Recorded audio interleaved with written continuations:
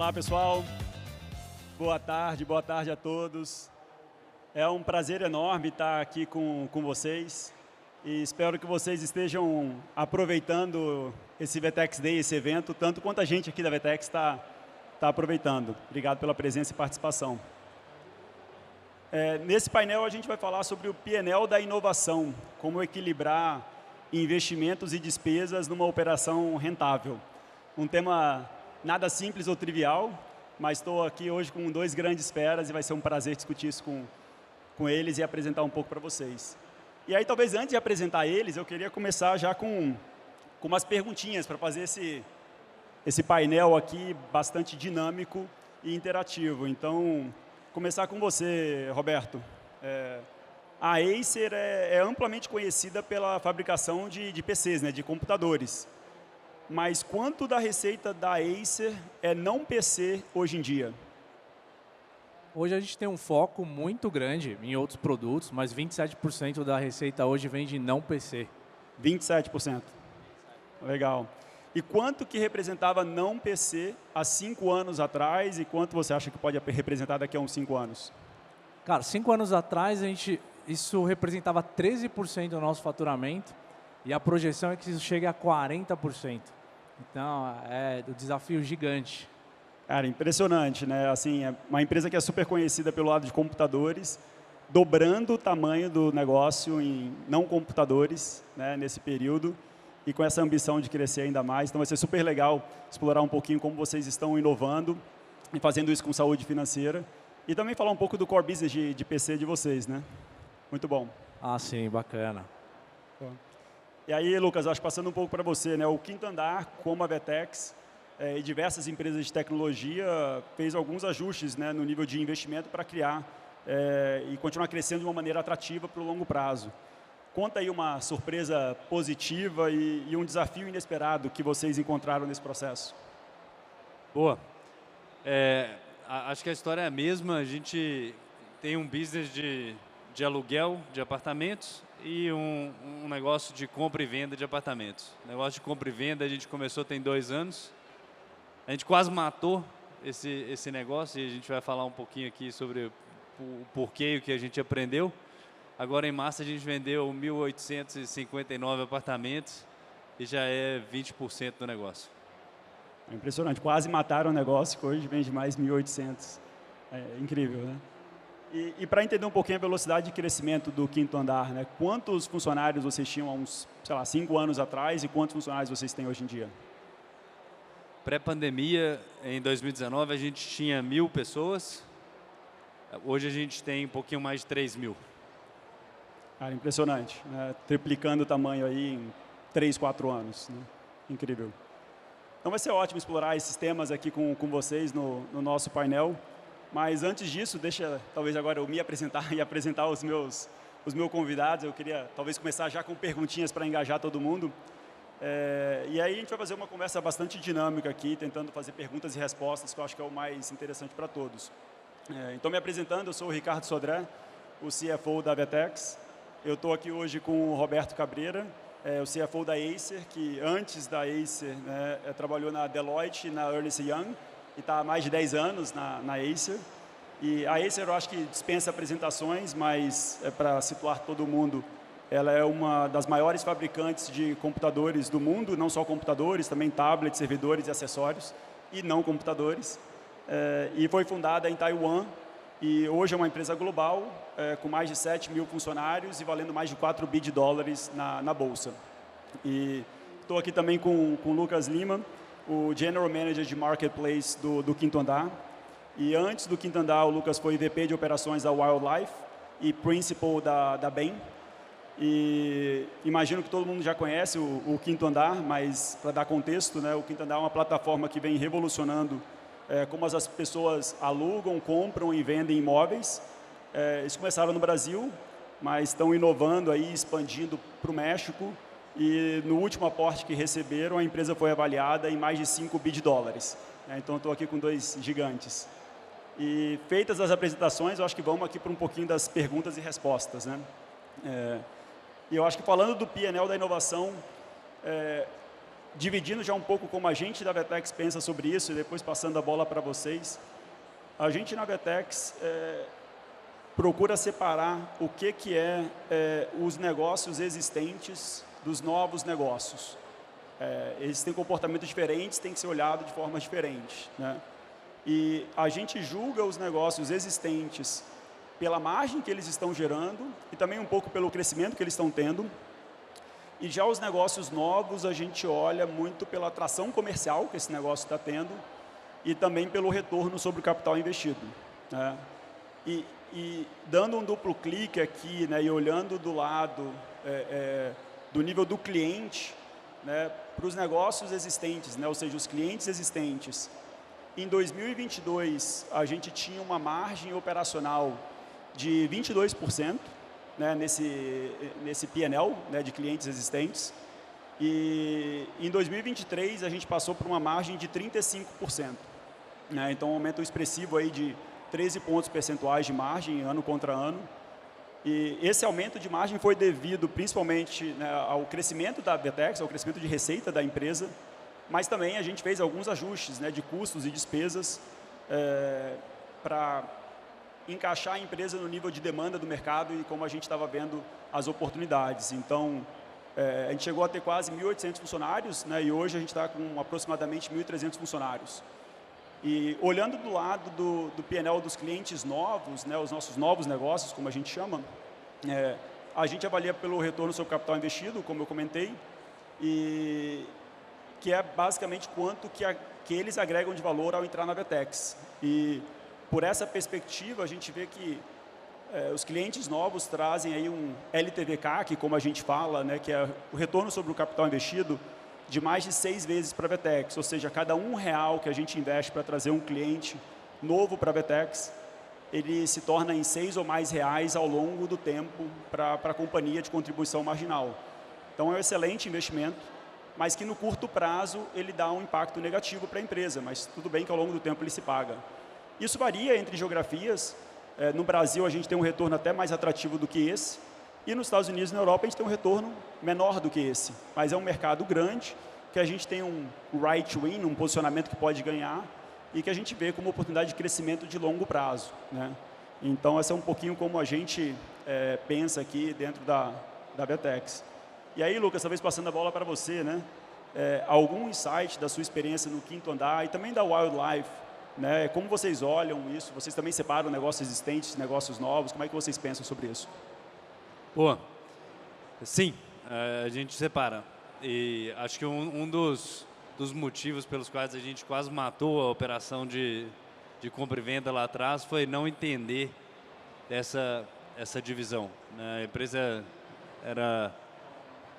era muito nova ainda e alguns processos não estavam maduros o suficientes. A gente comparava a operação de aluguel com a operação de compra e venda, achava que a operação de compra e venda não fazia sentido e a gente quase matou esse negócio.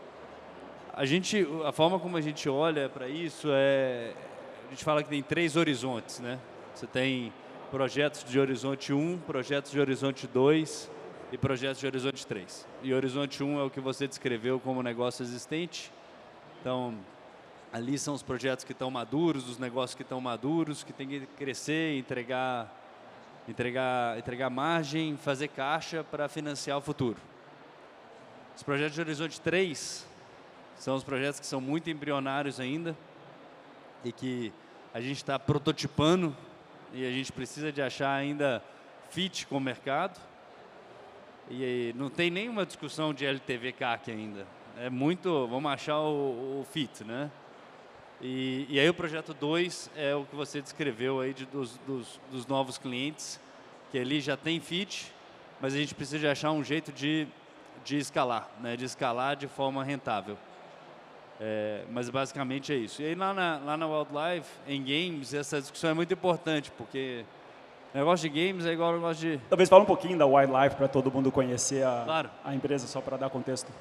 Wildlife é uma empresa de games de celular. Foi fundada aqui no Brasil por dois irmãos aqui em São Paulo, há 10 anos.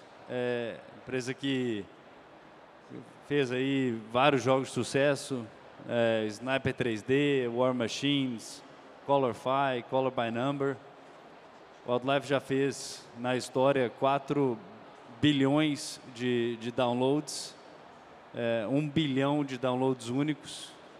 Então, são números bem expressivos. O último round de investimento foi em agosto de 2020. A companhia foi avaliada a 3 bi de dólares. Mas o negócio de games é igual ao pharma. Você desenvolver um jogo é igual desenvolver um remédio. É difícil, você tem que desenvolver 50 para acertar um. E aí você precisa de fazer essa conta de o que está no horizonte 1 e são os jogos que vão fazer caixa para pagar o P&D de uma forma muito científica, porque depois você precisa de ter 50 experimentos rodando para achar 5 que são promissores, aí colocar eles no horizonte 2, botar na Indonésia, na Tailândia, lugares onde o marketing é barato, ver se consegue escalar para ir crescer nos Estados Unidos, crescer na Europa, onde o marketing é caro, que você só vai entrar de fato quando o econômico já se provou. Então, acho que essa separação aí é super importante. É super legal, né? Se você for pensar, tem que fazer 50 para achar um que vai dar certo. Se você coloca a barra muito alta, todos esses 50 vão passar por baixo, em algum momento você pode matar os 50 e nunca chegar no 1, que depois vai ser o cash call que vai financiar os próximos 50.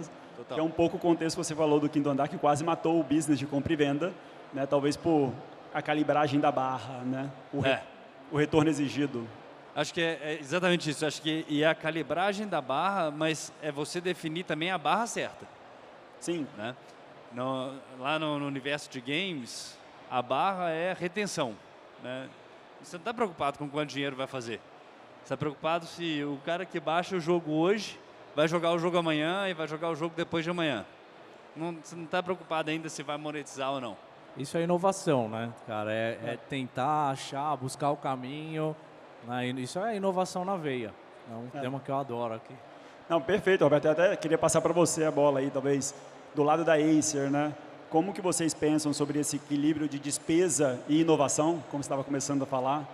E como vocês pensam no business as usual e no business futuro de vocês?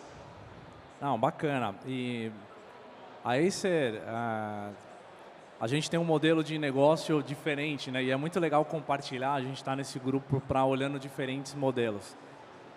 Como você bem colocou, a gente está entre os 5 maiores fabricantes de PC no mundo. A companhia tem investido muito forte em tecnologia, inovação. E quando a gente faz um pouco esse parênteses do as usual e o futuro, a gente sempre olha um pouquinho. Talvez o PC seja o meu as usual, né, que eu sempre tenho que entregar tecnologia. Né? A gente é uma empresa de produtos. Né?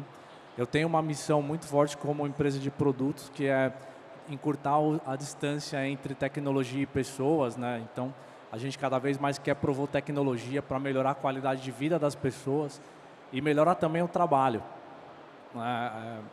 E quando a gente traz esse parênteses do as usual e com o futuro, a gente foca em produtos. Né? O produto é o grande core que a companhia tem.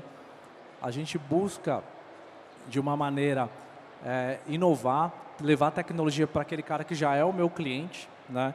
E buscar ali a inovação e o que aquele cara que não é meu cliente ainda precisa. E é uma coisa que a companhia tem feito, que a gente até abriu aqui o debate falando disso, é buscar receitas com não PC. E o que é isso? Né? O core da companhia continua sendo o PC, mas eu quero entregar para o meu cliente um PC de boa qualidade e também quero, de outro lado, entregar tudo que ele pode atender, periféricos, uma boa cadeira para ele trabalhar, um mouse, um teclado, e até um pouco além. Né, hoje, uma curiosidade grande da Acer, nós temos uma BU de bicicleta elétrica.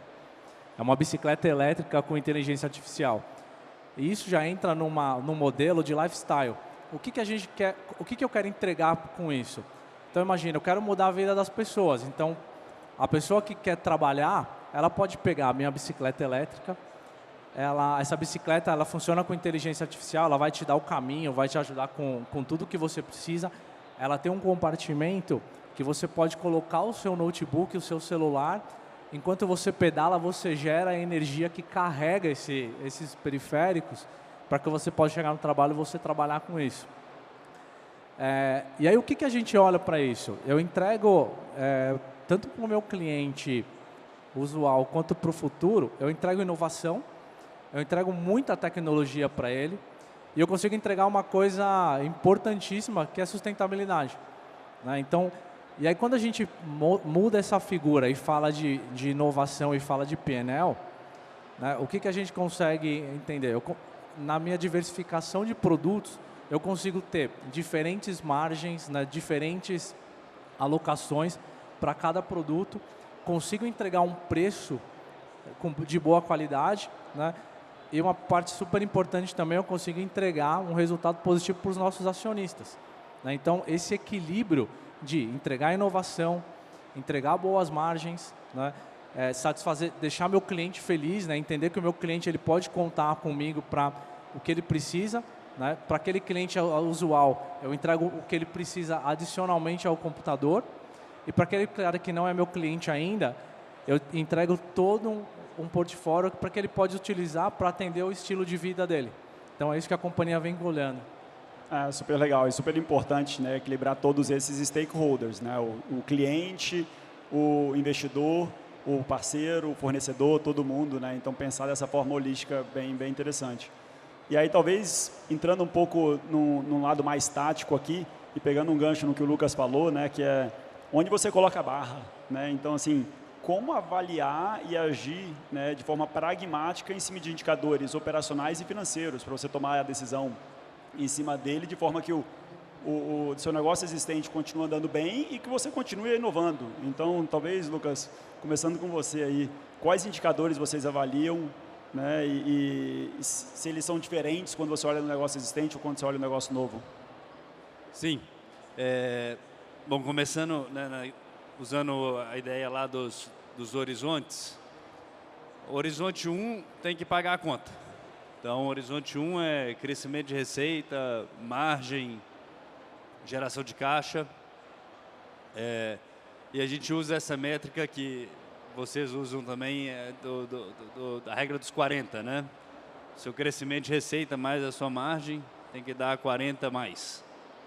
E a regra que a gente tem internamente é o que está no horizonte 1 tem que gerar 50 mais.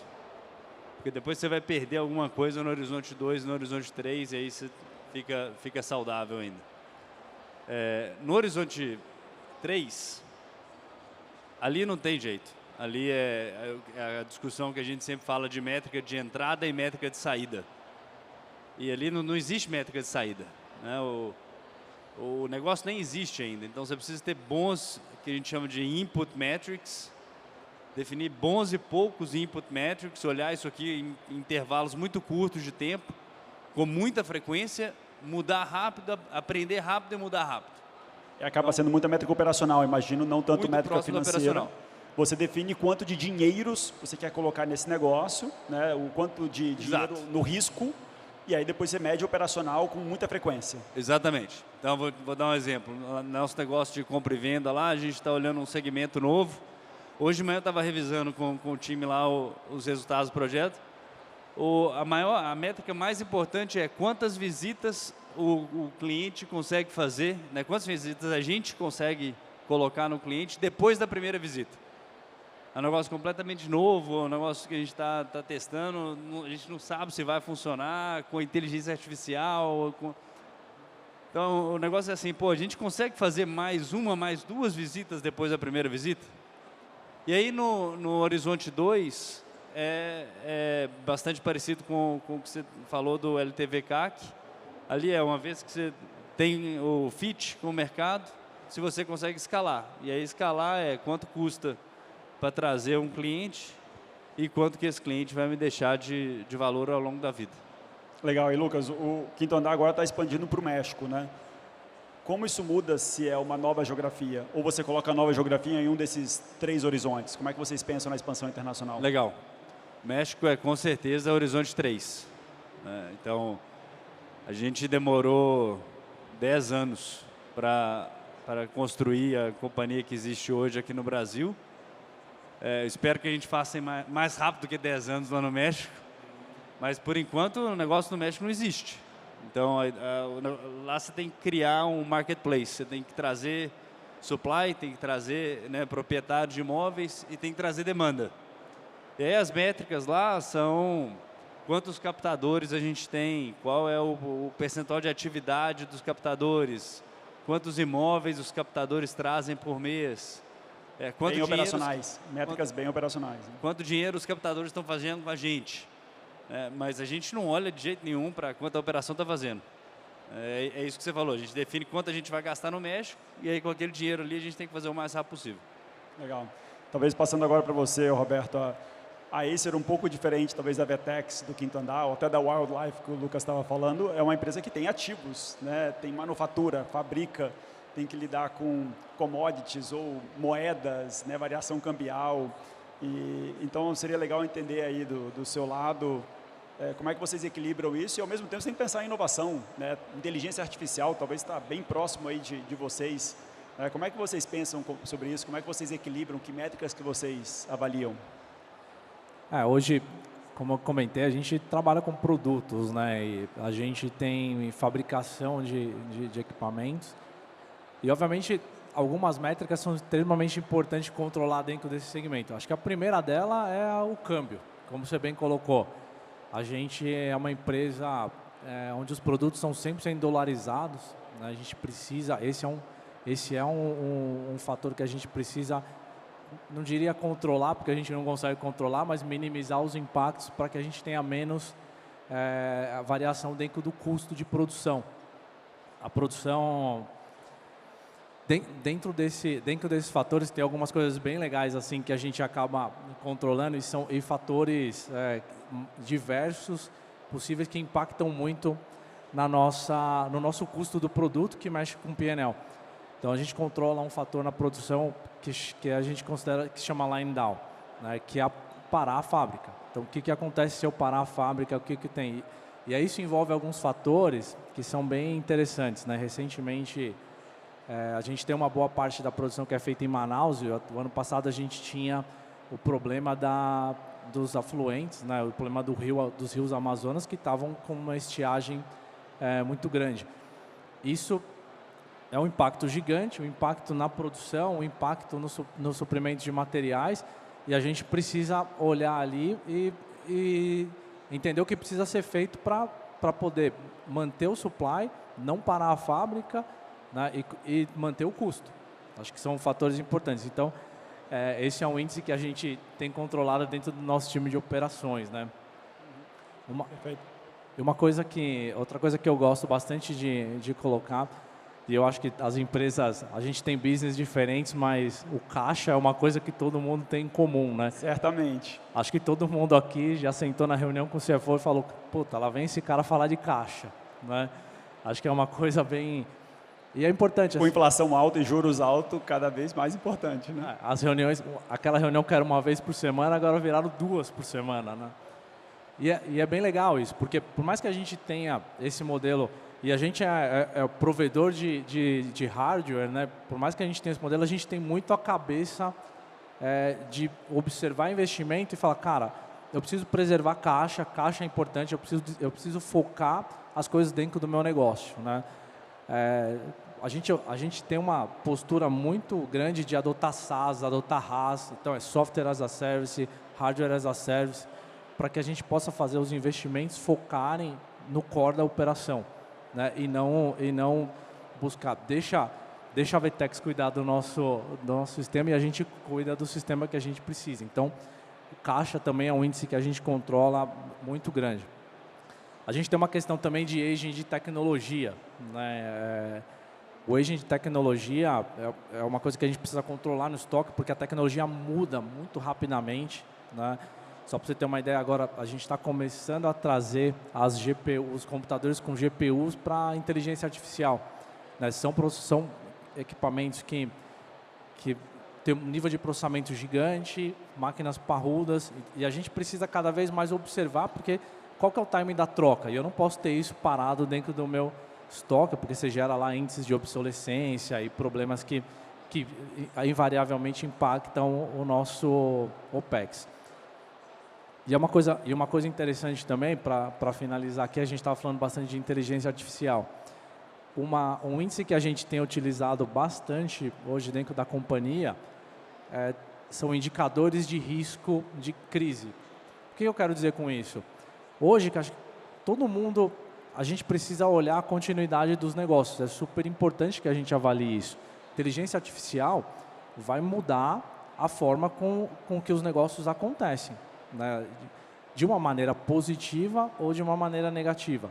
Então, a gente tem um exercício que a gente faz hoje dentro de casa, é entender como que a inteligência artificial vai impulsionar o meu negócio, né? E tentar tomar as ações, tomar a frente nesses posicionamentos, para que a inteligência artificial vire um alavancador, né? E não alguém que vai derrubar o meu negócio no futuro.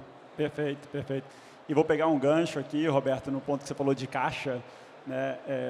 Dividindo um pouco o lado da Vetex, uma coisa que a gente não faz, né, na Vetex é capitalizar o desenvolvimento de software.